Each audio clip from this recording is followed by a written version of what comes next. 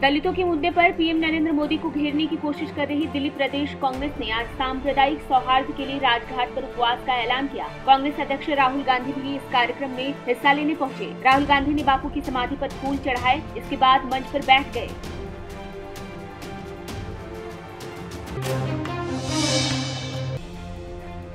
PM Narendra Modi ने railway के 2 प्रस्तावों को ठुकरा दिया है। मोदी ने मुंबई के छत्रपति शिवाजी टर्मिनल को संग्रहालय सह रेलवे स्टेशन में बदलने की रेल मंत्री पीयूष गोयल की योजना और 78,000 करोड़ रुपए के नई सिग्नलिंग सिस्टम के प्रस्ताव को खारिज कर दिया।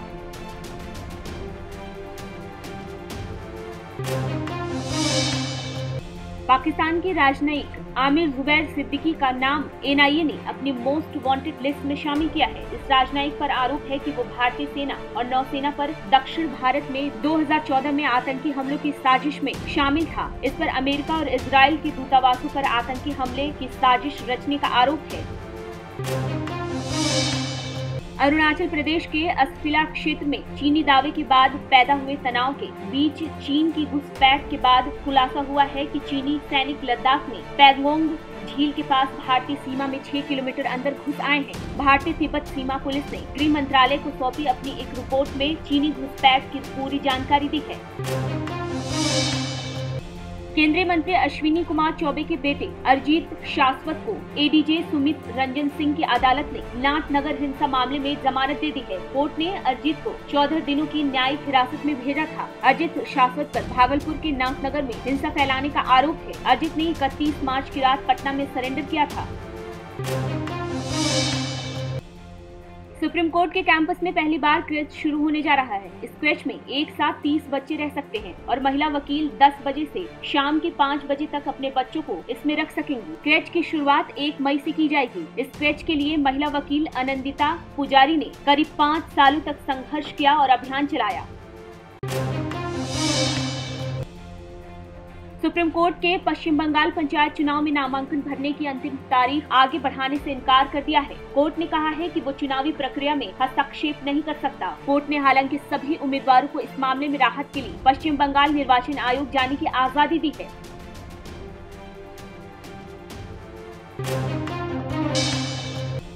कोलकाता के सियालदह डिवीजन के दमदम कैंट रेलवे स्टेशन के पास रेल लाइन के किनारे अचानक हुए विस्फोट में एक युवक गंभीर रूप से घायल हो गया। वहीं घटना के बाद रेलवे में हड़कंप मच गया। सूचना पर पहुंची जीआरपी और आरपीएफ के साथ बम निरोधक दस्ते घटनास्थल से 29 देसी बम जिंदा बरामद किए।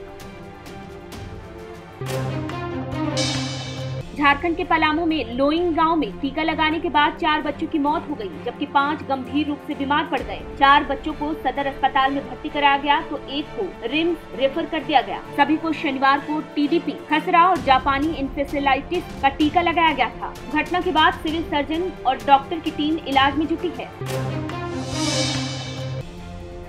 मुंबई एयरपोर्ट का रनवे सोमवार और मंगलवार 2 दिन बंद रहेगा। मॉनसून के पहले रनवे का मेंटेनेंस किया जा रहा है। इसके लिए दोनों दिन सुबह 11 बजे से शाम 5 बजे तक बंद रहेगा। एयरपोर्ट अथॉरिटीज के मुताबिक सफर, पैसेंजर, वक्त और रूट की जानकारी अपने टिकट बुक किए गए एयरलाइन से ले सकते हैं। यूपी विधान परिषद की 13 सीटों के लिए आज नामांकन दाखिल किया गया। पर्चे दाखिल करने की अंतिम तारीख 16 अप्रैल है। 17 अप्रैल को नामांकन पत्रों की जांच होगी और 19 अप्रैल को नाम वापस लिए जा सकेंगे। 26 अप्रैल को मतदान होगा। उसी दिन शाम 5 बजे से मतगणना के बाद परिणाम घोषित कर दिए जाएंगे।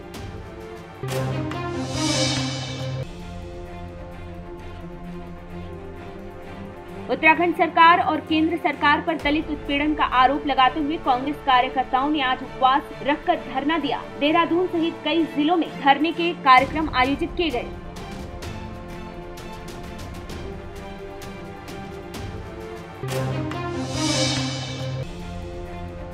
रुद्रप्रयाग के केदारनाथ में MI 26 के हेलीपैड के पास की जमीन पर हाट बाजार का निर्माण किया जाएगा। यहाँ 50 दुकानें तैयार की जाएंगी। इसमें स्थानीय उत्पाद की बिक्री की जाएगी। केदारनाथ में प्रभावित लोगों को प्राथमिकता के तौर पर दुकानें आवंटित की जाएगी।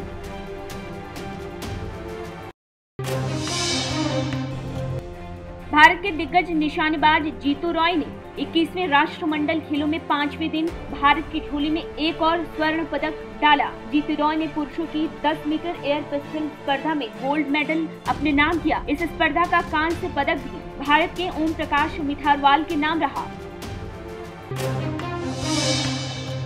भारत और बांग्लादेश के बीच ढाका में हुई द्विपक्षीय बातचीत में 6 समझौतों पर दस्तखत हुए। ढाका में भारत के उच्चायुक्त और बांग्लादेश के कई मंत्रियों ने अपने अपने पक्ष से संबंधित समझौतों पर दस्तखत किए। भारत ने रोहिंग्या मसले के शांतिपूर्ण समाधान में सहयोग और सस्ता जल वितरण समझौते पर जल्द दस्तखत की प्रतिबद्धता जताई।